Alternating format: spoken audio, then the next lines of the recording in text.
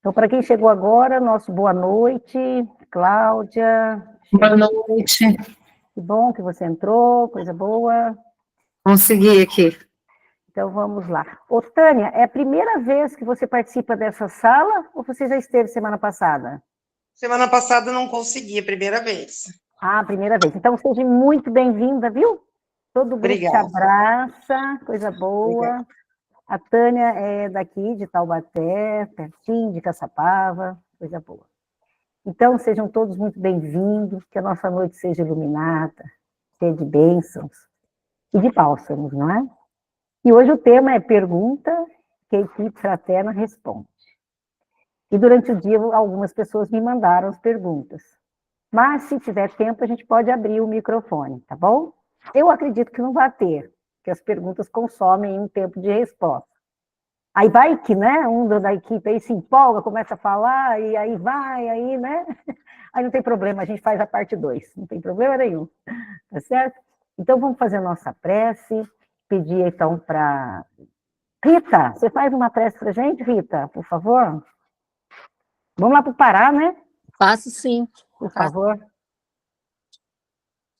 Vamos elevar nosso pensamento e pedir ao nosso Mestre Jesus, e bondoso amigo, que nos envolva nesta noite numa atmosfera de paz, de amor, e que os nossos irmãos consigam responder as nossas perguntas com toda a amorosidade que só eles sabem.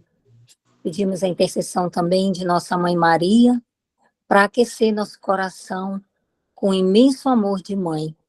E pedimos a Deus, nosso Pai, muita luz. Assim seja. Assim seja. Assim seja. Estou pensando aqui se não podia ter sido ao contrário, né, gente?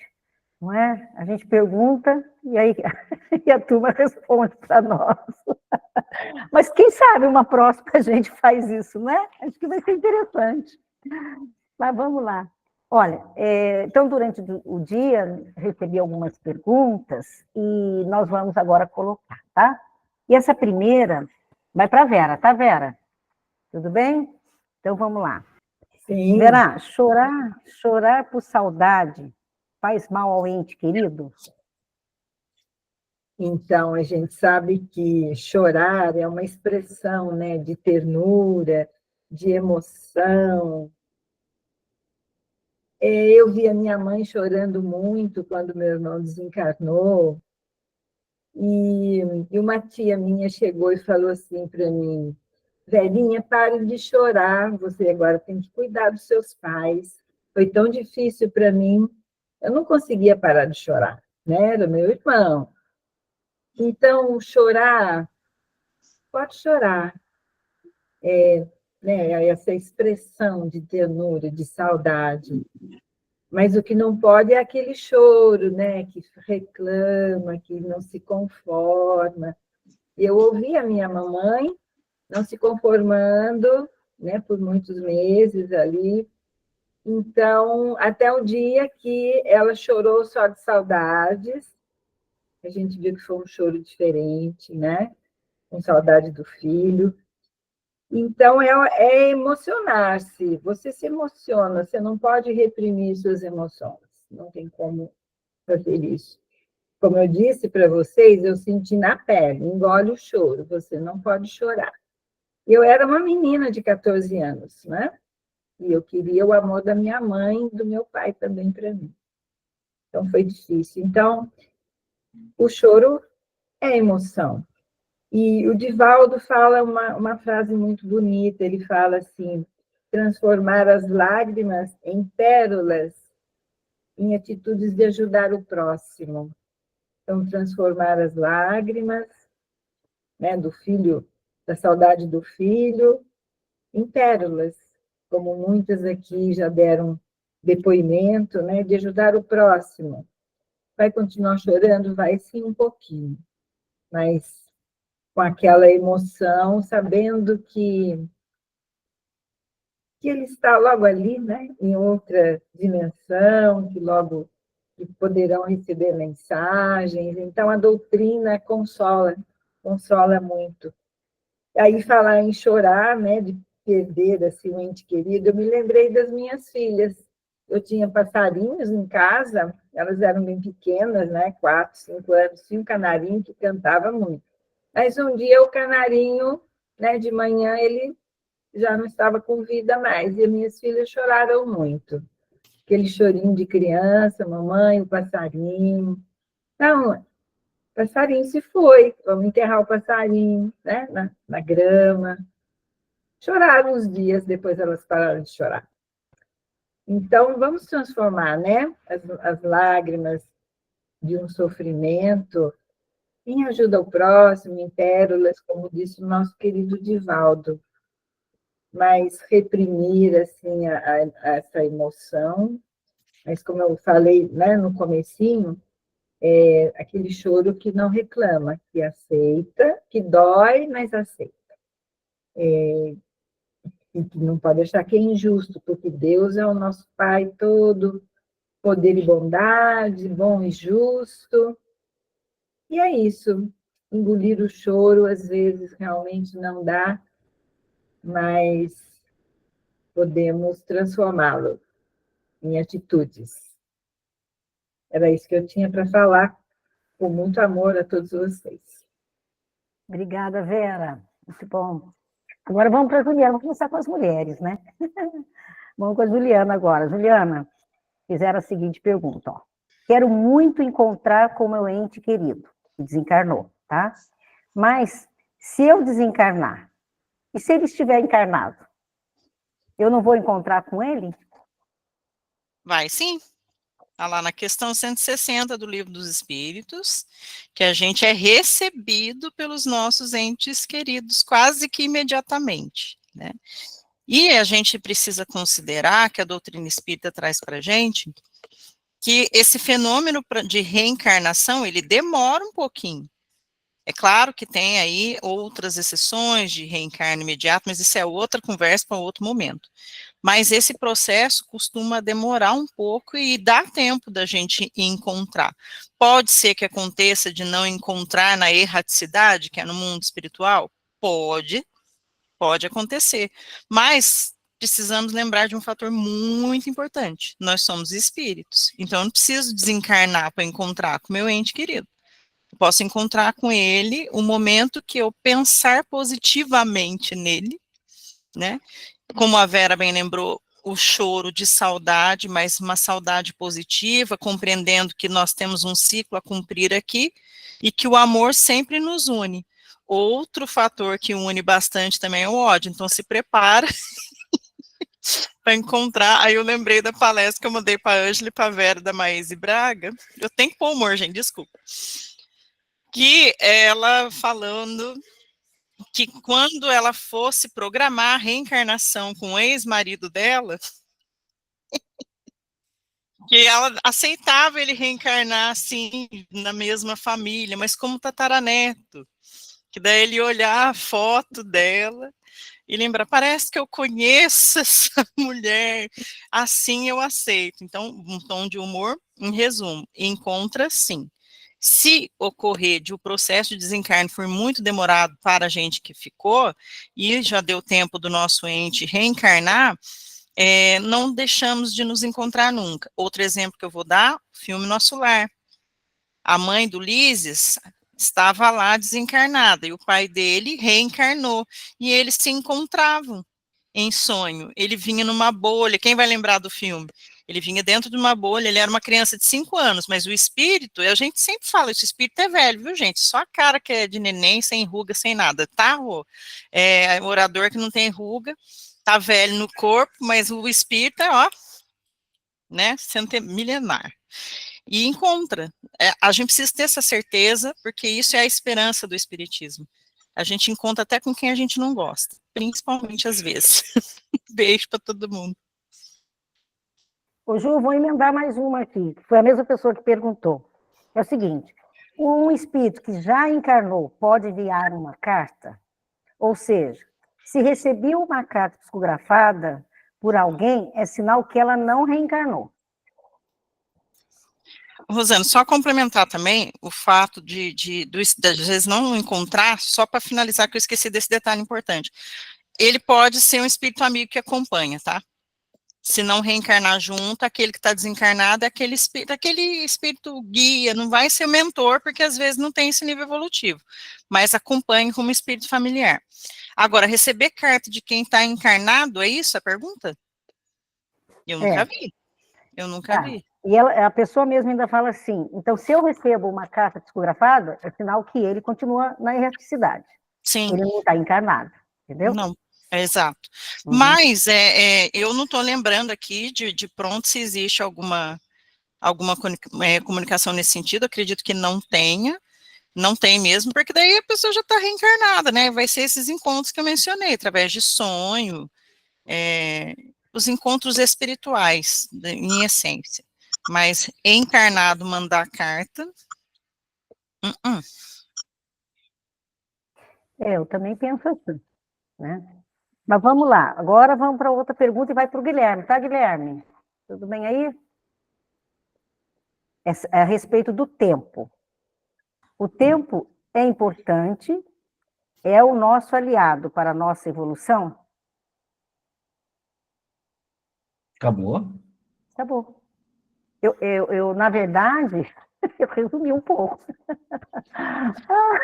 Porque não dá para escrever tudo aqui. Se o Mas, tempo assim, é criado para a nossa evolução, o tempo ajuda a gente a compreender as situações, traz maturidade para a gente. É que nem aluno na sala de aula, sabe? O professor tem que saber o momento certo para ensinar cada etapa, porque senão se antecipa, ele não dá conta. não pode saber quem perguntou? Pode. Vai lá, Luciana. Você está aí, Luciana? Então fala para ela fazer de novo com as Nossa, palavras ô dela. Guilherme, você achou que era tão pouco? Sabe quanto tempo demorou para eu fazer essa pergunta? Eu mandei um áudio de 10 minutos. Então fala 2 minutos. Então. Nossa, meu Deus. Deixa eu ver se eu lembro direitinho. Ô, Guilherme, mas eu mandei para você, viu? Tá bom, eu estou fazendo graça aqui. Eu queria ouvir da boca dela. É que Ele traz fez a emoção. tarefa. Boa noite, gente. Tá bom, eu vou basear que o pessoal não sabe o que ela falou, né? Você quer que eu fale? Não, você vai falar. Você vai falar. Tá. É que na sua... primeiro eu queria deixar bem claro, gente, que nós estamos aqui, sem intenção de pergunta, que nós somos como professores, né? E todos nós aqui não somos somente ensinantes, só somos aprendentes. Aquilo que a gente coloca, não é que nós temos aí sabedoria imensa, porque a sabedoria está nesse conjunto, né, de troca de experiência que a gente aprende um com o outro. Luciana, eu vou, como eu não sei responder, eu vou já me reportar a Emmanuel. Talvez a frase dele já responda para você. Ele fala assim, que o tempo não respeita as construções que ele não ajudou a edificar. O tempo não respeita as construções que ele não ajudou a edificar. Você percebeu que esse tempo ele foi fundamental no processo de lapidação de família, de relacionamento e de si mesmo. Joana ela vai falar no livro o ser consciente desse nível de consciência e de maturidade que se vai alcançando ao longo das experiências. Em primeiro momento, ela se torna extremamente desafiadora. E as descobertas, ela vem como aquele fogo que queima e depura, né? No Evangelho, o fogo, ele tem aquela função de depuração. Como na fala de João, né? O Batista, que dizia, quando fala de Jesus, que eu batizei com água, e o Cristo vem para batizar no fogo do Espírito Santo, no fogo que representa exatamente esse processo de depuração. Né? No próprio Livro dos Espíritos, quando Kardec pergunta qual seria o objetivo da encarnação, os Espíritos respondem seria evolução gradativa da humanidade. O processo é lento. Não dá para correr. Evolução não dá saltos. Você compreendeu isso no teu áudio que eu ouvi um pouquinho, né? Sabe, por que eu falei para você falar um pouquinho? Que no áudio você falava com emoção, estabelecendo uma conquista. Isso é gostoso. É quando eu consigo vencer a mim mesmo, sabe? É aquela proposta da lei do amor do Cristo. A lei do amor é uma proposta primeiro de um processo de auto-amor para eu ter uma boa relação com Deus e ter uma boa relação com o próximo. Eu até gosto, tem um livro chamado Amor Imbatível, Amor, de Joana de Anges. Ela vai falar que esse amor ele passa por 3 fases, né? E essa maturidade, desde que a gente, por exemplo, quando a gente vai na primeira relação com o nosso filho, que o amor na fase infantil, ele tem um caráter extremamente possessivo, que cobra muito, que quer muito só para si, que quer a atenção o tempo todo. Eu vou falar que na fase juvenil, ele se expressa por uma insegurança. Talvez essa insegurança foi aquela que talvez eu senti que narrava ali, naquele momento de aprendizado. E a fase madura entra numa fase pacificadora. Ela diz assim, que se entrega sem reservas. Plenifica. Porque o amor é uma via de mão única, não é uma via de mão dupla. Eu tenho uma confiança que eu posso amar mesmo sem ser necessidade de amar. E para isso o tempo ele é fundamental. Numa única encarnação, a gente não vai chegar nesse ponto planificador, mas eu posso viver esses momentos que nós podemos chamar de felicidade, que a felicidade é essa relação que eu tenho comigo mesmo. O Evangelho traz isso, só que ele só traz isso quando eu começo a viver uma experiência mais profunda com ele. Ele sai da superficialidade e é introjetado um pouco mais em mim. Eu fico mais pleno, como ela vai dizer, ele fica planificador.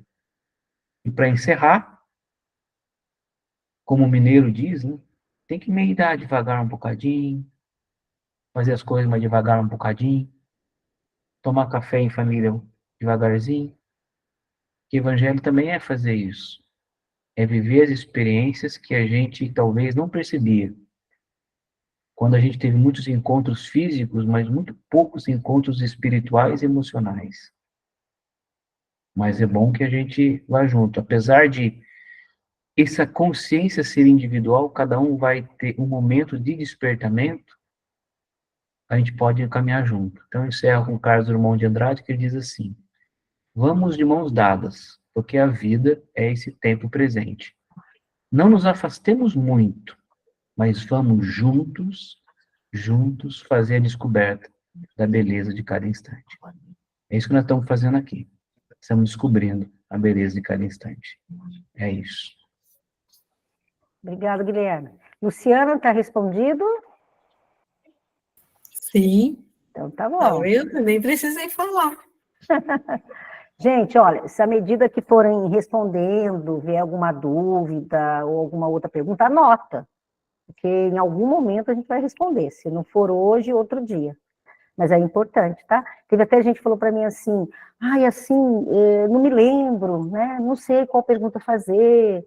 Então, de repente, sempre nos nossos estudos, nos nossos encontros, vão anotando, não é?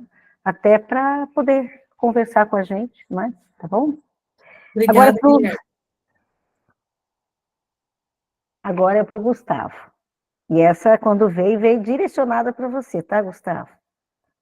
Talvez porque você trabalha muito, coordena trabalhos mediúnicos, né? Então, é que ele é mais velho, tem barba, assim, então ele é mais experiente que a gente. James, você nasceu no mesmo ano que eu, tá? Para de me difamar que você está no mesmo nível ali. Acho que tem um mês de diferença só entre nós, viu, gente? Só para vocês saberem. Vai, Rosana, não dá corda, não. Mais velho. Não vamos entrar nessa no mérito quem é o mais velho da turma, que daqui a pouco vão perguntar, a turma de vocês, quem é o mais velho? Não, então vamos lá. Ó, quando você achou ou sentiu que teria que trabalhar como médium? Foi através da espiritualidade ou o seu sentimento, vontade partiu de você mesmo? Mas eu acho que essa pergunta não é a minha experiência, é como se dá essa experiência, né? A pergunta estava dirigida para você. Karine, você pode explicar aí, Karine? Karine, é a minha experiência ou é quando alguém sente essa necessidade? Ela colocou assim, quando você achou. Em relação a você, assim, o que foi uma intuição da espiritualidade que deram para você, ou você que sentiu essa vontade? Foi isso. No meu caso, Não. foi meio na porrada mesmo, assim, porque eu estava muito fora de foco, de entendimento do que eu tinha que cumprir. Eu Uhum. nasci numa família onde havia uma mãe médium desenvolvendo uma mediunidade.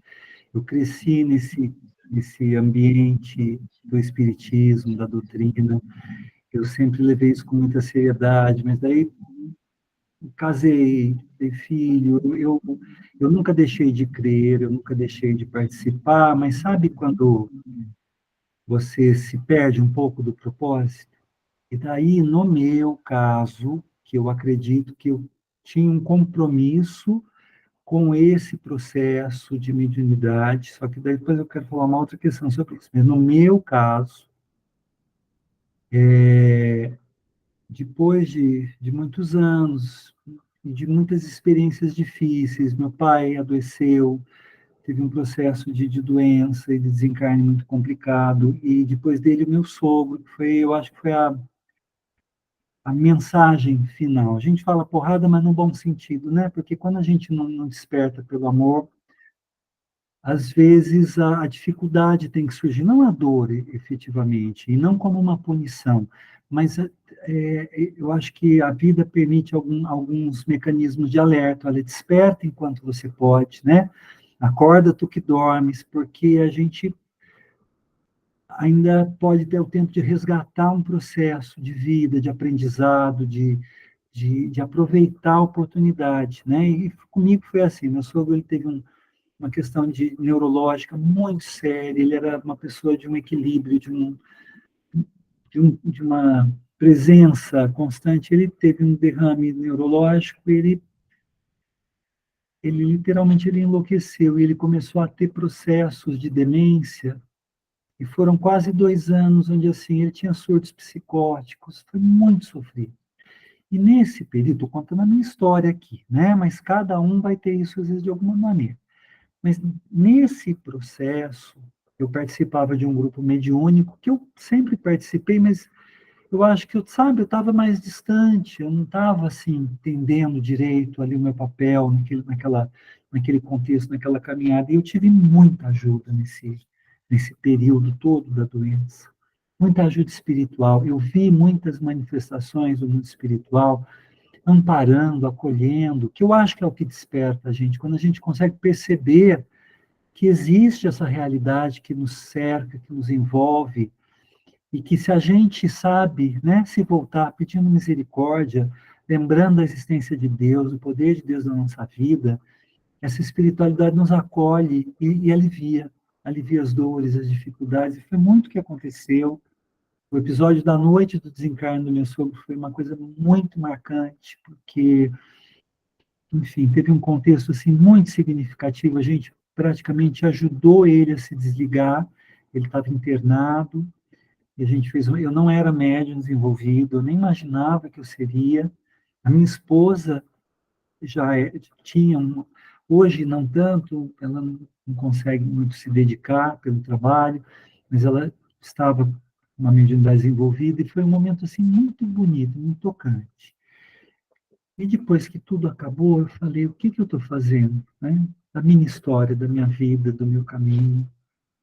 E daí eu quis, sabe aquele se vira nos 30? Deixa eu fazer tudo que eu não fiz esses anos todos. Eu fui participar de vários trabalhos mediúnicos, fui mergulhar com muita profundidade, com muita essência e com muita humildade naquilo, sabe? Aquele reconhecimento, eu preciso fazer diferente, eu preciso resgatar o porquê disso. E daí um monte de situações foram surgindo, que eu não imaginava, que desenvolver uma mediunidade, que eu não sabia que eu era portador dessa mediunidade ostensiva, de ir lá, né, pregar o evangelho, ser orador, mas assim, não importa o quê, o importa é assim, a consciência de trabalhar, de fazer, de construir, né, e daí as coisas vão acontecendo E a vida foi trazendo pessoas especialíssimas, assim, companheiros de jornada, que somaram e que me abriram portas, que foram me mostrando. Muitos estão aqui na sala, aliás, todos estão aqui, que todos vocês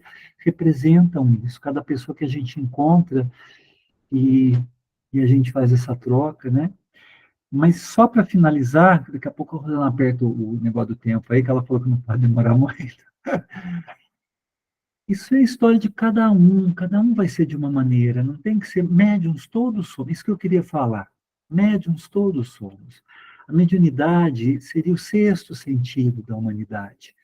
Todos os outros, tato, olfato, visão, audição, os outros a gente já desenvolveu ao longo de milênios nas experiências do corpo físico e da matéria. O sentido da mente, né? Do nosso mental, da gente se comunicar, da gente sentir as emoções do outro, da gente entender que a gente pode se comunicar, sim, estando em planos diferentes, através da nossa vibração.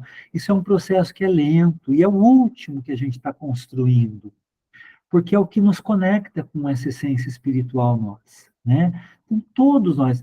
Esses dias uma pessoa me disse assim, eu não sou médium, eu não sinto, eu não isso, eu não aquilo, mas eu encontrei com uma pessoa que estava num contexto de ajuda e eu senti que ele não estava bem, eu senti, óbvio que é médium. Naquele momento ali, essa pessoa sentiu a sua mediunidade, sentiu a sua capacidade de interagir com as energias, com a emoção, com o sentimento da outra, porque isso estava aflorado nela, a vontade de se conectar, a vontade de trocar, a vontade que nasce do amor, da misericórdia, do servir, do agir. E isso é mediunidade. A função da mediunidade não é construir fenômenos de psicofonia, de psicografia, do que for. Isso é, vamos dizer assim, isso é um dos resultados, isso é um efeito. Mas a essência da mediunidade é a gente se evangelizar, é a gente é a gente crescer em conceitos de sabedoria, de entendimento, de valores espirituais, ou seja, de Deus, né? E isso está todo mundo nesse processo, né? Quando alguém sente alguma coisa mais que se mostra, estou acabando já, Rosana, aguenta as pontas aí, não corta meu som. Quando a gente sente isso, vamos dizer assim, numa manifestação mais específica, sei lá, tem alguma coisa, ver minha mãe era enfermeira-chefe no hospital, minha mãe era de formação católica. As primeiras manifestações que ela teve, ela via pessoas assim, eu lembro de uma história ela contando que ela estava num plantão e de repente ela viu uma senhorinha que ela conhecia. Eu guardei até o nome da senhorinha, Dona Terezinha. Ela falou que ela olhou e que a primeira ela ouviu, que era de noite, ela fazia muito plantão à noite, e aquele, sabe aquele passo firme, toque, toque, toque, e ela ainda, caramba, podia andar mais devagar, tem gente dormindo e tal, né? Daí ela viu a senhorinha, nossa, Dona Sebastiana, ué, mas ela já morreu? Quando veio, pensa, nossa, ela já morreu, sumiu aquela imagem que ela estava vendo. Isso tudo foi levando ela, daí com mais intensidade, a buscar desenvolver. Daí é outra história, né? Então, cada um vai fazer uma história mais leve, se não tiver necessidade de um aprendizado ou de uma manifestação mais ostensiva, ou mais intenso, enfim, né? Então, acho que é isso. Rosana, você só me permite uma coisinha? Voltando para a Luciana, que no áudio dela tem uma coisa que, na verdade, eu não comentei, que eu acho que foi o ponto principal da fala dela. Por isso que eu perguntei se ela não ia falar tudo. Ela falou assim que, quando ela se sentiu uma melhora com ela mesma, ela percebeu que o ambiente da casa dela mudou. Foi isso, Luciana? E mudou muito o comportamento do próprio filho. A gente vê que quando a gente está no ambiente e nós temos a responsabilidade de fazer a mudança, essa energia, ela abarca todo o ambiente da casa e envolve as outras pessoas, né? É quando a gente está vibrando com um contato emocional, que o Chico chamava de egrégora espiritual. Então a gente pode fazer isso, né? E agora eu digo, olhando para a Luciana, eu me lembro da primeira vez que nós conversamos, e quando eu vejo a tua fala leve, segura, Aí vai mostrando como você mesmo percebeu esse nível de consciência que você tem hoje sobre tudo aquilo que te envolveu. Até de uma certa forma entendendo que aquilo era uma proposta para você dar outros saltos maiores, né? E foi isso que eu vi em você nesse período. É isso. Tá certo. Ângela, agora vai para você, tá bom? Pode ser?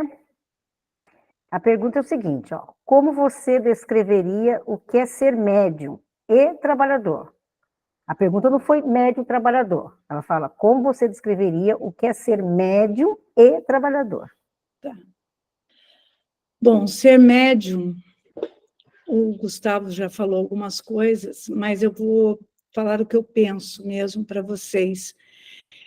O médium é aquele que possui a faculdade de ter o intercâmbio com os espíritos que estão do mundo paralelo. Todos possuem mediunidade, todas as pessoas possuem, mas algumas não apresentam. E essa mediunidade ela pode se apresentar até por pessoas que não se veem como médium, mas têm sonhos, têm intuições, premonições, faz psicografia, psicofonia, sem nem imaginar. Não psicofonia, mas psicografia, começa a escrever, escreve, de repente ela leva um susto, nossa, como que eu fiz isso? E isso acontece bastante também. E tem também vários tipos de médiums, muitos. Chico Xavier tinha praticamente uma mediunidade assim, que atingia vários tipos, muitos e muitos mesmo. E o homem, como diz o Luiz Gustavo, tem 5 sentidos. E ele usa isso na sua vida corpórea.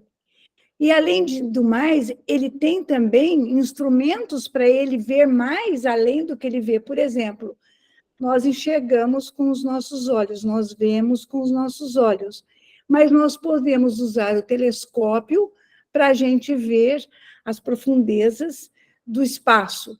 E o microscópio vai descobrir aqueles micro-organismos mais ínfimos para a gente também saber da existência deles. E os olhos de um médium, ele também vê além das experiências de muitos seres humanos. Eles veem além daquilo que é comum. E com a mediunidade, o homem consegue entrar no mundo invisível através do terceiro olho, através do sexto sentido, e fazer a comunicação com aqueles que estão nesse mundo paralelo. Então, são os espíritos desencarnados que estão sempre à nossa volta. Nós temos, além do nosso mentor espiritual, nós temos outros espíritos que sempre, por sintonia, se aproximam de nós. E nós somos capazes, conforme a nossa sensibilidade, de percebermos o quanto não estamos sozinhos. Então, o dom da mediunidade é muito antigo. Aqueles profetas antiquíssimos, eles eram médiuns. E todos eles foram enviados para estarem no caminho do Pai, como disse Jesus. Jesus fez muito isso, Jesus usou dos seus dons. E o que a gente aprende dentro do livro dos médiuns, até na página 331, é assim: hoje nós não contamos com profetas enviados para alertar os homens do caminho de Deus, do reino de Deus, mas o Deus bom e misericordioso, ele foi revelado na doutrina espírita. Ele, o Consolador prometido, veio nos trazer claramente todas as questões que nós queremos a respeito da nossa vida aqui e da vida após a morte. Então, nós todos somos seres errantes, imperfeitos no caminho.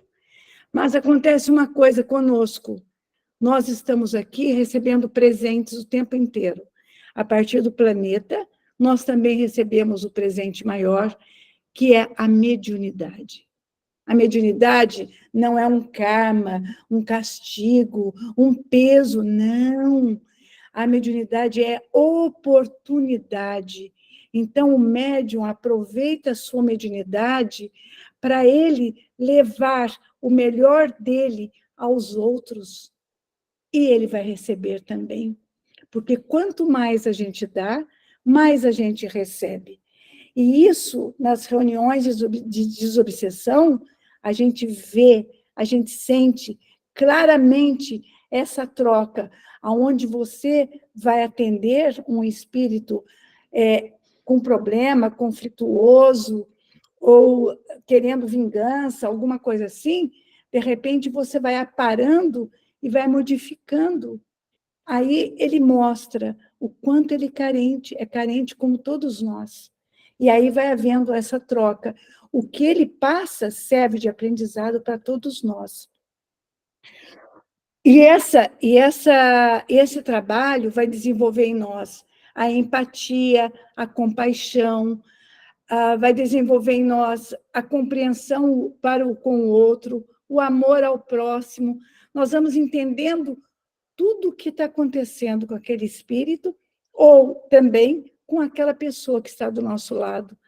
E a mediunidade ela vai se revelando a partir da sintonia de cada um, da necessidade de cada um, o seu progresso moral, a sua dedicação em servir, e sempre em nome de Jesus, né? Então, descrever o ser médium é, como eu disse, é um presente ser médium, é um trabalho paralelo com os nossos irmãos da espiritualidade, tá? Agora, o trabalhador, ele tem que conseguir, primeiro, o estudo, conhecimento, através do estudo. Ter disciplina. A disciplina é primordial. E ter boa vontade. A hora que junta conhecimento, disciplina e boa vontade, pronto, o médium está pronto ao trabalho, em nome de Jesus. Aonde todo médium, através do estudo, do conhecimento, ele vai buscar um aperfeiçoamento de si mesmo, do seu eu, que, juntou com essa boa vontade que eu falei, vai se dedicar, vai procurar trabalhar em nome de Jesus, vai querer ser um trabalhador de respeito, porque todo trabalho dentro da doutrina é um trabalho sagrado. É um trabalho de conexão com a espiritualidade maior, com os espíritos superiores, com os trabalhadores de Jesus. E o trabalhador espírita necessita desse ânimo e coragem que está dentro dele mesmo. Ele vai buscar dentro de si, não fora. Então, ele se coloca tentando, primeiro, vencer suas tendências, que todos trazemos, vencendo também todos os vícios materiais, para dedicar-se como trabalhador de Jesus. Então, no Evangelho segundo o Espiritismo, no capítulo 20, no item 4, é que a gente vai ver a missão dos espíritas. Lá está bem detalhado como é a missão dos espíritas.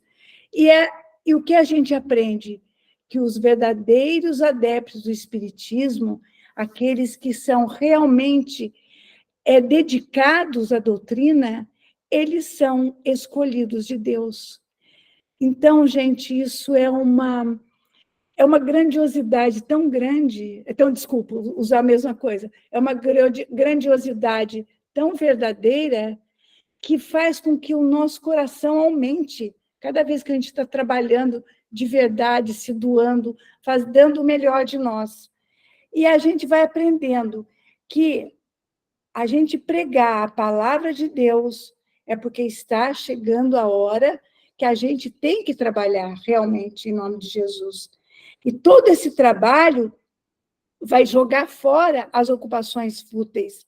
Nós vamos focar no Evangelho, no aprendizado, na doutrina, e a gente não vai mudar o caminho, porque nós sabemos essa grandiosidade que eu acabei de falar, que vai pertencer à nossa vontade, vai pertencer ao nosso ideal cristão. Então, nosso objetivo é servir com alegria, ter ações, palavras, sentimentos de afeto, cada vez mais distribuir o amor que a gente tem, mesmo que a gente ache que ele é pequeno, a gente tem que distribuir, e a gente vai aprendendo que tanto faz o próximo ser encarnado como desencarnado. Todos somos irmãos. E a gente vai aprendendo a cada vez que o trabalho é o nosso aperfeiçoamento, é o caminho da nossa evolução. Consegui responder? Obrigada, Ângela. Eu que Sim, agradeço. Obrigada. e um pouco mais. Coisa boa. Mas eu acho que é muito importante isso. A vontade é primordial, né? Se a gente não tiver vontade, o trabalho está ali batendo na sua porta, aí você não faz, não adianta, né? Hoje que não vê. Bom, tem mais 2 perguntas aqui, e uma delas é o seguinte: o que este grupo oferece de apoio aos enlutados, ou seja, aos necessitados? Né? Então, o que esse grupo oferece? Eu vou responder, tá bom? Ai. Bom, gente, a gente oferece o atendimento individual, que a gente chama de atendimento fraterno, que pode ser combinado, né, um horário que melhor atenda as necessidades da pessoa. Nesse atendimento é sigiloso, a pessoa fica à vontade para falar sobre ela, a necessidade que ela tem, né? E pode ser acessado sempre que desejar, certo? Nós temos esse encontro semanal, toda quinta-feira, no mesmo horário, olha a disciplina aí, pelo Meet, 21h30, não é? Para a gente receber reflexões, discutir, uma oportunidade de a gente se conhecer melhor também, não é? E sempre com uma temática. E todo encontro é feito de uma forma diferente. Isto vai dando suporte para que a gente, durante a semana, tenha aí um fôlego, tenha mais ânimo, não é? Então, é como se fosse aquele remedinho que a gente vai tomando toda semana, que chama de doses homeopáticas, que são importantes. E aí eu vou fazer uma observação muito particular, tá? É minha observação.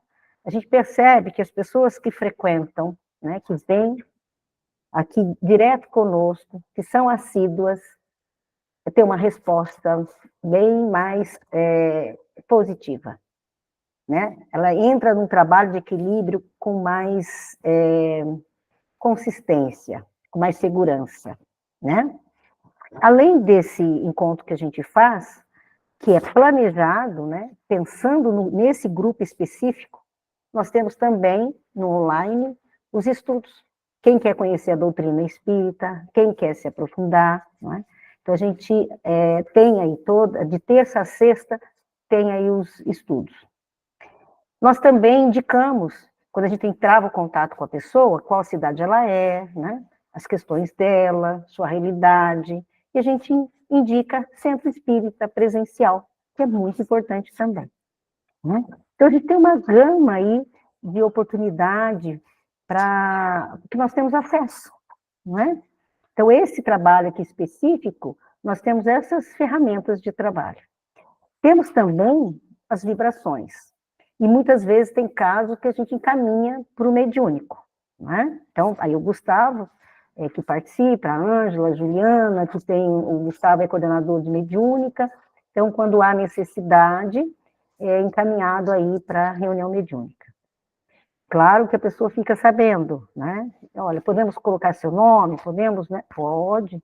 Quando a gente vê que tem uma ordem espiritual aí. Então, tem esse trabalho também. Então, olha que bacana, porque às vezes a gente acha que é só esse dia da semana, né? Não. E o melhor é que vocês podem contar com esse apoio a todo momento. Isso não quer dizer que mandou a mensagem no WhatsApp e já vai ter, a Rosana já vai, nem sempre, porque eu posso estar em live, estar em outra atividade, né? Tem família, tudo mais. Mas imediatamente, assim que a gente visualiza, a gente retorna. Várias vezes já ocorreu de pessoas estarem necessitadas do amparo e eu estar numa atividade, o que eu faço? A gente manda, eu falo eu, porque o WhatsApp ali sou eu que gerencio. Mas é o grupo, tá, gente? Eu encaminho prece. A gente vê a necessidade da pessoa, ela fala ali o que está acontecendo com ela, a gente manda uma prece direcionada, né? Às vezes mando live. Então, assim, tá sempre tendo apoio. E quando for, assim que é possível, a gente já entra em contato. Quantas vezes a gente manda prece ou uma live, depois a gente volta a conversar, horas depois ou minutos depois, a pessoa já fala, já serenei, já estou melhor, né? Então, é um trabalho, assim, que a gente faz com muito amor, mas a gente está aberto para sugestões, viu, gente? Por favor, né? Como diz o Guilherme aí, nós somos todos aprendizes, então, se vocês tiverem mais aí uma sugestão, podem sugerir para nós que é muito bem-vindo, viu? Eu acho que eu falei todas, né, gente? Ou faltou mais alguma coisa? Não, né? Aí, vem agora uma outra pergunta, que fala assim, é normal altos e baixos? Como saber se meu filho está bem? Tá? Eu vou responder também. Eu vou aproveitar, já estou falando, vou aproveitar. É normal? Não, não é normal, gente. É comum? É muito comum, não é? Por quê? Pô, é uma dor que está ali, não é? Aquilo está me machucando. Então, tem dia que um gatilho acontece com uma coisa que me lembra, vai lá, aquela ferida que está cicatrizando, ou muitas vezes nem cicatrizou, ou até já cicatrizou, mas aí um gatilho vai lá e pá, ela sangra um pouquinho, né? Então, aí eu acabo ficando dauzinha, entrando naquela vibração que muitas vezes é o choro de saudade, é um choro de tristeza, aquela vontade de querer ver, de pegar, de beijar, de abraçar, né?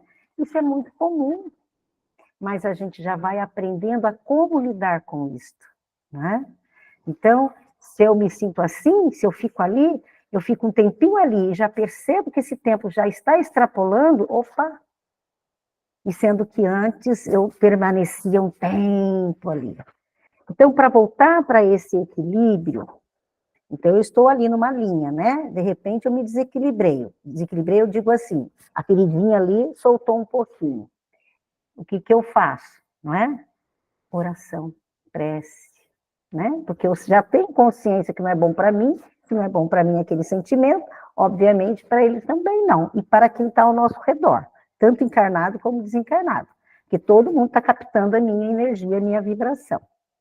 E o próprio planeta, então, o próprio ambiente, né? Porque nós emanamos pensamentos, emanamos sentimentos aí. Então, é aí que a gente fala, né? Que voltar para o equilíbrio é muito importante. O ideal é a gente nem desequilibrar, mas a gente sabe que a gente vive num mundo de provas e expiações, nós somos imperfeitos e que a gente é cutucado o tempo todo, ainda mais com uma dor aí dessa ferida exposta, né? Então, nós temos que ter esses apoios. Então, muitas vezes, eu preciso, sim, de um profissional. Se a minha condição ela está ao extremo, eu não estou conseguindo esse controle por mim mesma, está difícil, a gente consegue avaliar isso. Eu procuro um profissional, um psiquiatra, um psicólogo, né? São vários apoios que eu tenho. E cada um tem uma realidade. Tem gente que não tem acesso a psicólogo, psiquiatra, ou se for por meios do governo, demora muito, ou coisa assim, ele tem outros apoios. Tem CAPS, tem uma série de apoios que a gente tem, inclusive o nosso, que é online, que pode o Brasil e fora do Brasil, né? Nós temos aí uma mãe de Cabo Verde. Então, assim, nós temos vários acessos, né? Então, eu estou mal. Eu sei que eu estou permanecendo naquilo, estou chorando em demasia, aquilo não está me fazendo bem, eu mando uma mensagem para o grupo, né? Imediatamente eu vou ter um retorno. Não fiquei bem ali, conversei, marcamos atendimento. É feito o atendimento, geralmente a pessoa fala, a gente conversa, depois tem a prece, que é um passe, né? Então ajuda muito, muito mesmo. Olha quantos recursos, quanto amparo Deus manda para nós. Aprendo também que eu posso sair para conversar com uma vizinha que é alta astral, né? Porque se ela tiver uma vibração mais baixa que a minha, eu evito. Mas se é uma pessoa, né, com um astral melhor, ela é muito bom estar em companhia, vai me ajudar. Vou cuidar das minhas plantas, que é melhor que a natureza, né? Eu não fico ali parada. Vou cuidar da natureza, das plantas, aquilo lá, tanto eu estou doando como eu estou recebendo aquela energia da natureza. Vou cuidar dos animais, né, ali naquele contato. vou apreciar uma natureza. Ai, mas eu estou dentro do quarto porque eu estou recém-operada, não posso sair do quarto. Gente, o cérebro não sabe o que é real, o que é imaginário. Então, basta eu fechar os olhos e imaginar no lugar da natureza. Olha se eu imagino ainda Jesus, aquele olhar dele complacente, de paz, de luz, né? Busco uma música. Olha, a música, música espírita tem um repertório gigantesco, hein? Né? Põe música que lá me acalanta. Não música que deprime, vou colocar música que me acalanta, que me deixa bem, né? Tem gente que gosta de samba? Vai escutar samba, não é? Então, assim, a gente procura, busca meios para o reequilíbrio, para o equilíbrio. Até a gente aprender o quê? Né? Na prevenção, não desequilibrar.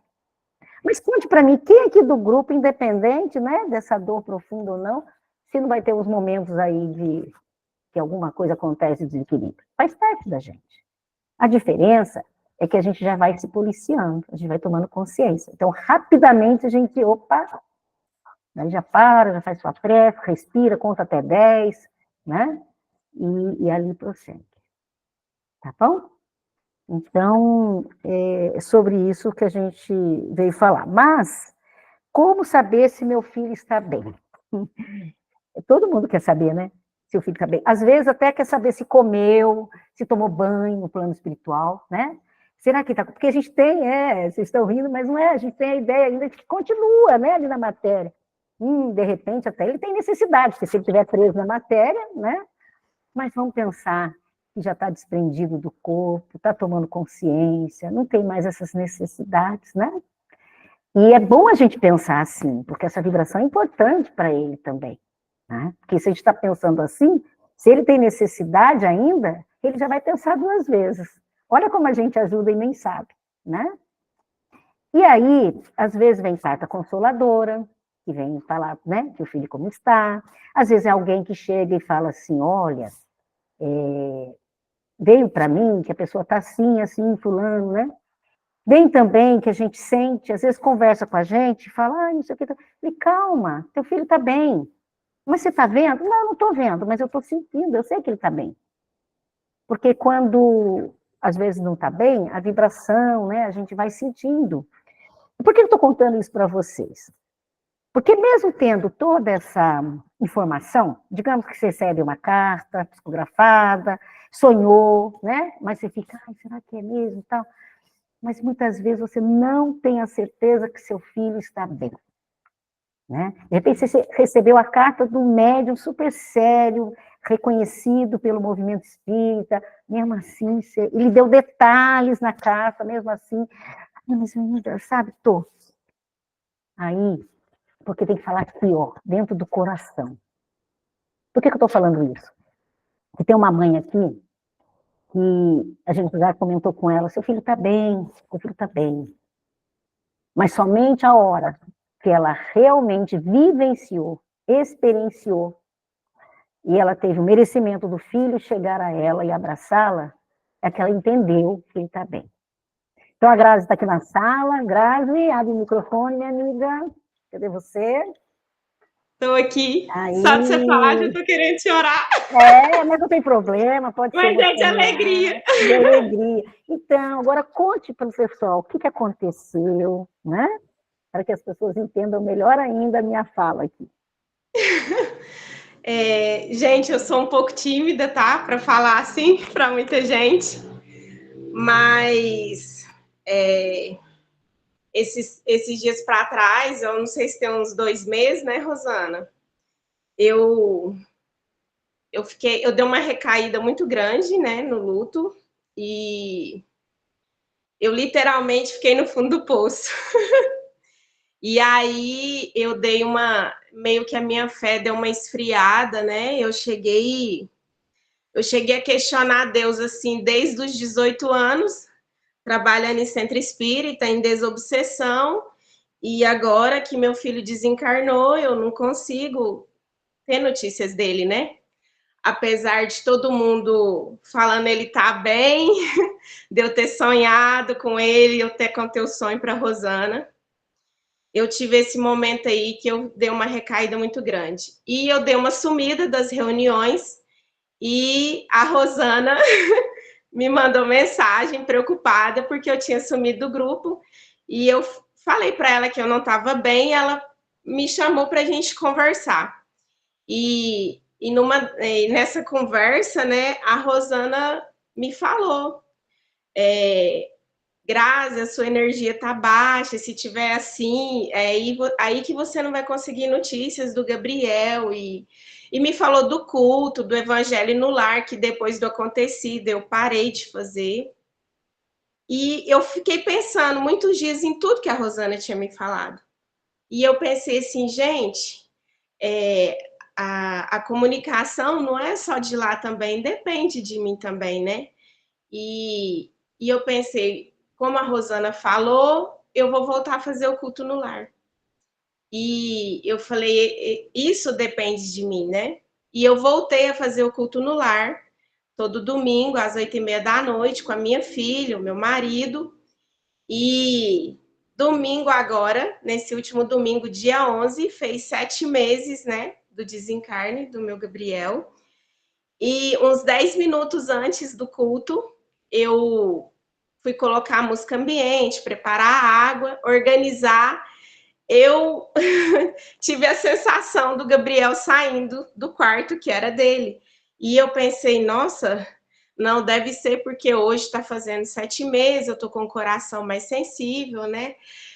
Aí, normal, pedi a Lelê, muitos aqui do grupo conhecem a minha Lelê, para ela fazer a prece inicial do culto, e ela tem 10 anos. Aí ela fez a prece e eu comecei a abrir o Evangelho, por coincidência saiu a oração dos médiuns, e eu li, fiz a explicação e tal, e eu já comecei a sentir meio que uma dormência no braço. Eu falei, gente, tá estranho isso. E eu comecei a fazer, na hora que eu terminei a explicação, eu fui fazer a oração final, né, do culto. E quando eu comecei a fazer a oração, gente, assim, eu emociono porque foi muito lindo. Eu fechei os olhos, comecei a fazer a oração e foi como se tivesse acendido um farol nos meus olhos. Foi como se tivesse muita, muita luz. E eu não conseguia abrir os olhos, eu não conseguia abrir os meus olhos.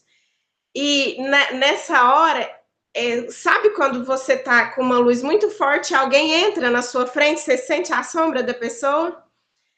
Eu senti na hora que escureceu, assim, só na frente, assim, bem da altura do Gabriel, era o Gabriel.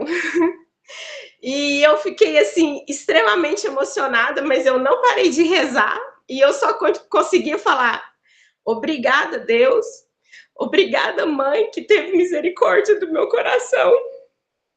Desculpa, gente. E ele me abraçou e eu senti o abraço dele, do jeito que ele costumava chegar e me abraçar. E naquela hora, assim, eu senti que toda aquela saudade, toda aquela amargura sumiu do meu coração. E eu falei, Deus, muito obrigada. Eu só conseguia falar isso, agradecer Deus e agradecer Maria. Por ele, né? Por ele, Deus ter permitido que ele viesse, né? Que ele viesse e me desse aquele abraço. Gente, foi assim, foi quase físico o abraço, foi quase físico. E aí, quando eu consegui terminar a oração, a luz foi assim, se esvaindo, e eu senti ele afastando, mas eu não senti que ele foi, mas ele ficou do lado. E eu agradeci demais aí, quando eu abri os olhos, assim, a luz do meu quarto não é muito forte, eu pensei, meu Deus. Aí eu fechei o olho de novo para ver, aí não tinha mais aquela luz, eu falei, gente, é ele. E ele veio, né, que já tinha sonhado, já tinha contado para a Rosana, né, mas é igual ela falou, a vibração dele, a energia dele, sentir ele é diferente. Eu acho que para mim foi mais importante que se eu tivesse recebido uma carta psicografada, porque foi ele que estava aqui. E aí eu tive a certeza na hora, assim, me deu aquela certeza no meu coração que ele tá bem, que ele tá bem. Ele veio falar, mãe, eu tô bem, não preocupe preocupa que eu tô bem. E eu vou falar para vocês, assim, hoje, aqui para nós é feriado, assim, do meu trabalho é feriado, que eu trabalho em escola.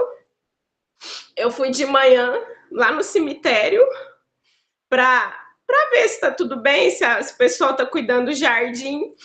E o meu choro lá foi um choro de alegria. Eu não chorei desesperada. Eu agradeci a Deus, né, que o corpo que permitiu ele evoluir, eu consegui hoje agradecer, né, que ali ele não está ali, mas o corpo, né, que ajudou ele estar no nível que ele está hoje, dele poder vir, né, e dar notícia. Hoje eu fui lá e agradeci, e eu saí de lá feliz, de alma lavada, e desde domingo acabou o desespero, acabou, eu não falo que acabou a saudade, porque a saudade vai existir sempre, mas aquela angústia, aquela preocupação, aquela apreensão, né? Acabou. E é isso aí, gente. Obrigada, Grazi. Obrigada por compartilhar conosco aqui, viu? Acho que isso é muito importante, que traz tanta informação para a gente, não é? Então, obrigada mesmo, nosso abraço, viu? Está todo mundo aqui emocionado junto com você. Então, nós vamos para a prece, já que está todo mundo com o coração aí comovido, a Juliana vai fazer para a gente, tá bom? Que a gente possa pensar nos nossos entes queridos, possa pensar nas pessoas que pedem prece, que estão passando por dificuldades, seja no físico, seja no emocional, no espiritual, que possamos fazer aqui uma grande corrente do bem, de amor, de paz, para que chegue aos nossos irmãos necessitados. Rosana, posso falar uma coisa super rapidinha? Pode. A gente fala muito de mediunidade aqui. O médium mais capacitado a trazer essa comunicação é cada uma de vocês, esse coração que pulsa com amor, com vibração. E talvez a dúvida disso, ou o não entendimento disso é que seja uma barreira, um bloqueio, mas quando essa barreira é vencida,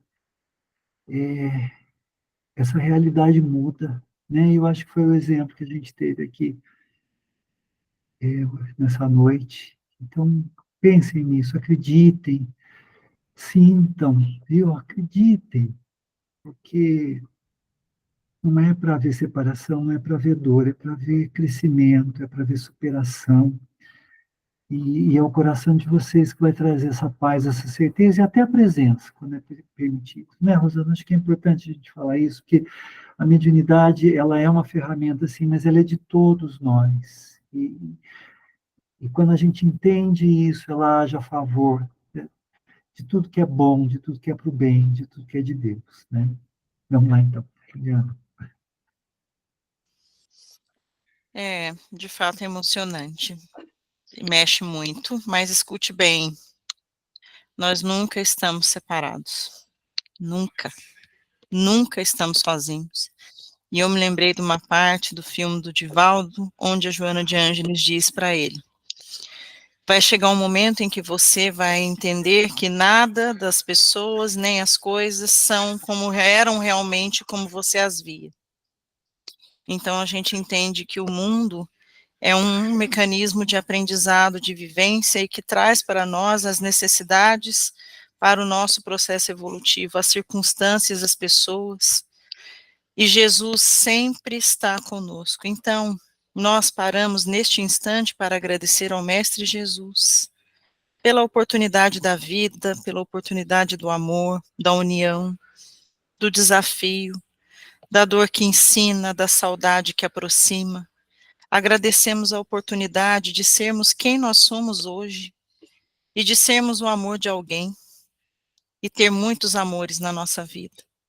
Que Jesus possa sempre estar conosco na nossa caminhada, estejamos felizes ou tristes, as emoções fazem parte da vida, mas que nós possamos aprender com Jesus a lidar com as nossas emoções, com os nossos amores, sem criar expectativas que nós muitas vezes achamos que estão longe, mas na verdade, elas já acontecem o tempo todo. Que possamos, com o auxílio de Maria Santíssima, abrir nosso coração, espírito e mente, para enxergar o espírito que somos, e não este corpo, que é simplesmente uma ferramenta, como nossa irmã disse, de evolução, para que caminhemos e aprendamos cada vez mais. Que Jesus abençoe a cada um de nós e que possamos continuar firmes na fé, acreditando que o amor não tem fronteiras. Que assim seja. Assim seja. Então, o nosso abraço e que possamos estar aqui novamente. Um beijo, gente. Bom descanso, viu? Obrigada. Obrigada por tudo. Boa noite, gente. Boa noite. Boa noite. Boa noite. Boa noite. Boa noite a todos aí.